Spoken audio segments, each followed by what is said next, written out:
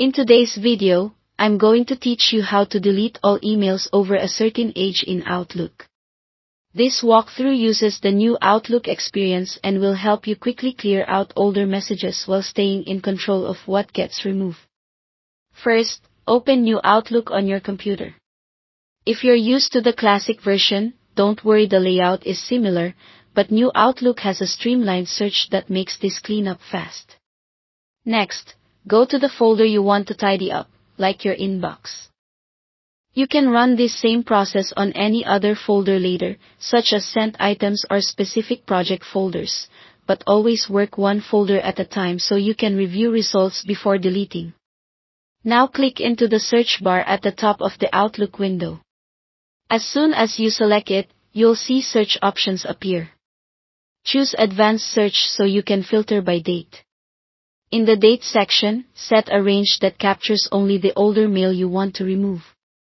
A simple way to do this is to make the to date the cutoff you care about, say, everything up to the end of last year or anything older than 6 months.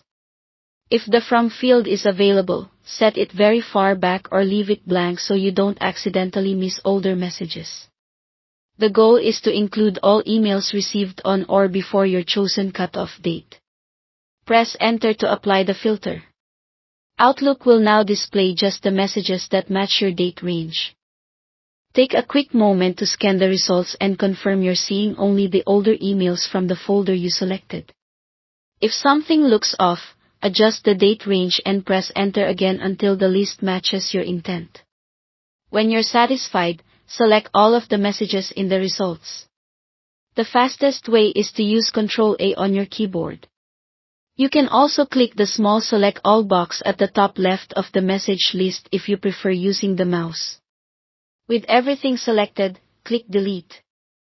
Outlook will move those emails out of your folder and into deleted items.